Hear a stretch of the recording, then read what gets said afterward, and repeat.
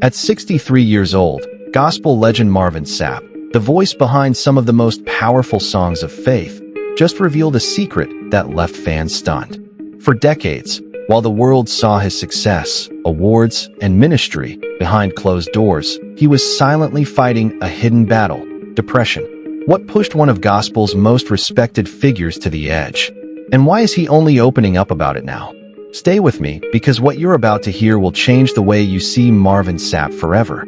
At first glance, Marvin Sapp's life looked picture perfect.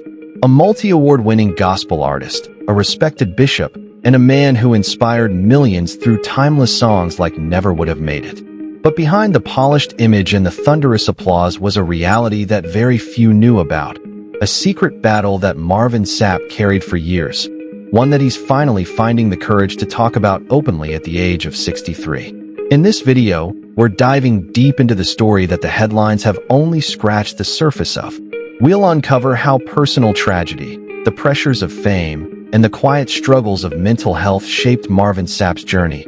And you won't believe the turning points that led him to finally break his silence. So, make sure you watch until the very end, because this isn't just about Marvin Sapp. It's about resilience, faith, and the hidden struggles even the strongest among us face. And trust me, the revelations coming up will leave you speechless. Before we get into Marvin Sapp's hidden battle with depression, we first need to understand the man behind the music, because his story is not just about struggle. It's also about legacy, influence, and the extraordinary weight of expectations placed on his shoulders. Marvin Sapp was born on January 28, 1967, in Grand Rapids, Michigan. From a young age, it was clear that he had a voice unlike any other. By his teenage years, he was already singing in church and catching the attention of local choirs. His gift was undeniable, but talent wasn't the only thing that shaped him. It was his faith. Marvin Sapp grew up in a deeply spiritual environment, and this foundation would one day carry him through storms he never could have imagined. In the 1990s, Sapp rose to national fame when he joined the gospel group Commissioned, filling the shoes of Fred Hammond. That was no small task. Hammond was a gospel icon. But Sapp didn't just fill the role, he carved his own path. His voice, raw and full of emotion, quickly became a signature in the gospel world. Fans connected not only to the technical brilliance of his singing, but also to the genuine passion he poured into every lyric. Then came his solo career, where songs like Never Would Have Made It and The Best in Me catapulted him into the mainstream. These weren't just songs, they were anthems of hope and healing. Millions found strength in his music, and Marvin Sapp became a household name in gospel, bridging the gap between traditional church audiences and a wider global audience. But here's the thing. While fans were celebrating his rise, very few understood the weight of what it meant to carry that level of visibility. To be the man people looked up to be the bishop, the father, the husband, the role model. Publicly, Marvin Sapp was a beacon of strength. Privately, he was just a man trying to balance extraordinary responsibility with very real human emotions. And this is where the story takes a turn. Because what many people don't realize is that even at the height of his success, Marvin Sapp was quietly carrying pain that no award or applause could heal. Stay with me, because in the next chapter, we'll uncover the personal tragedies that began to unravel Marvin Sapp's world and how they became the silent spark behind his long battle with depression. Every public figure has a defining moment, a moment that forever changes who they are. For Marvin Sapp, that moment came in the most heartbreaking way imaginable. Behind the bright lights and the powerful music was a devoted husband and father. Marvin Sapp was married to Dr. Melinda Prince Sapp, a woman who wasn't just his partner in life, but also in ministry. Together, they built something powerful, a thriving church, Lighthouse Full Life Center, and a family rooted in faith and love. Melinda wasn't just a pastor's wife. She was his confidant, his advisor, and his biggest supporter. But in 2010, tragedy struck. Melinda Sapp passed away after a courageous battle with colon cancer. The loss sent shockwaves through the gospel community. Fans mourned. The church grieved. But no one felt the weight of that loss more than Marvin himself. In interviews years later, he admitted that losing Melinda was like losing a piece of himself. She had been his anchor, the one who kept him grounded while fame and responsibility threatened to pull him in 100 different directions. Imagine this for a moment. One day you're standing in the pulpit preaching hope and resilience to a congregation that looks to you for guidance. The next you're staring at an empty chair where your wife once sat, wondering how you'll explain to your children why their mother isn't coming home. That's the reality Marvin Sapp faced. And while the world saw him stand tall, inside he was crumbling. But Marvin did what so many in ministry are pressured to do. He kept going. He kept singing. He kept preaching. He kept smiling. Because when you are the leader, people expect you to be unshakable. They expect you to show strength even when you're drowning. The truth? That pressure only made his grief heavier. And this is where the silent struggle began. Depression doesn't always look like someone locked in a dark room. Sometimes it looks like a man on stage singing songs of victory while fighting unseen battles in the quiet hours of the night.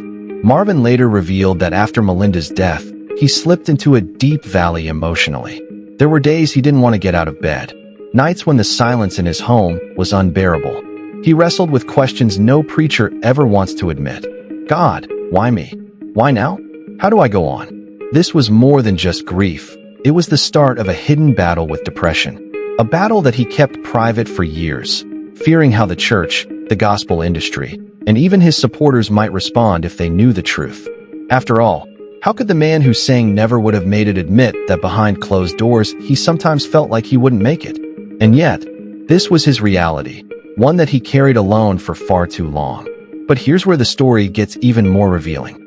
While Marvin Sapp was quietly trying to hold himself together, he was also raising 3 children without their mother, managing a growing church, and keeping his music career alive. The weight of responsibility never stopped, even when his heart was breaking. And the question that lingers is, how long can someone carry that kind of burden before it finally takes a toll? Stay with me, because in the next chapter, we'll uncover the hidden pressures of being a gospel superstar. Pressures that not only deepened Marvin Sapp's depression, but also forced him to wear a mask for years while suffering in silence. Being a gospel superstar comes with blessings, but it also comes with a crushing weight that most people never see. For Marvin Sapp, the expectations were relentless. Every time he walked into a church, fans wanted encouragement. Every time he performed on stage, audiences expected inspiration. And every time he stood behind the pulpit, congregations looked for answers. But what happens when the man giving hope to millions is running out of hope himself? Marvin often admitted that people put gospel artists on pedestals, almost forgetting that they're human.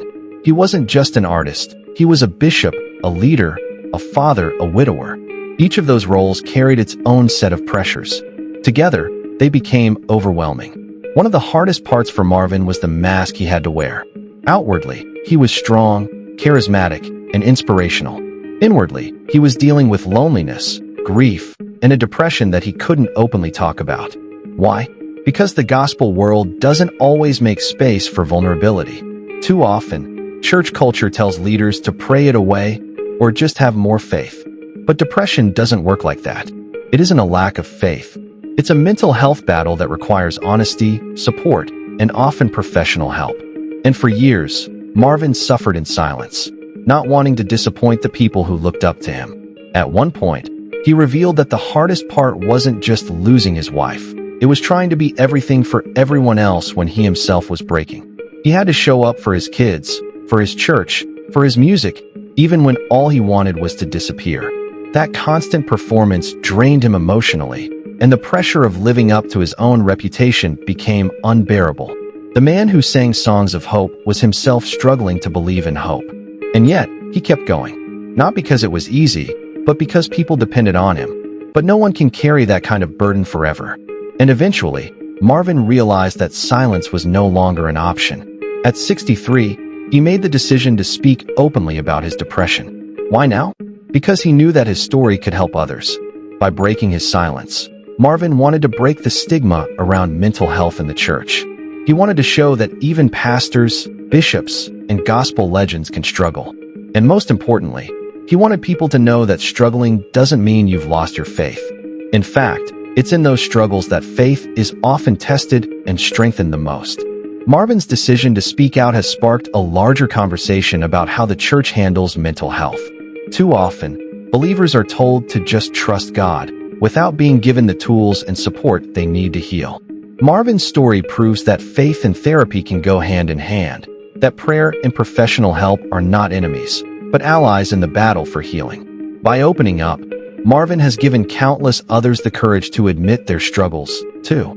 Today, Marvin Sapp continues to minister, sing,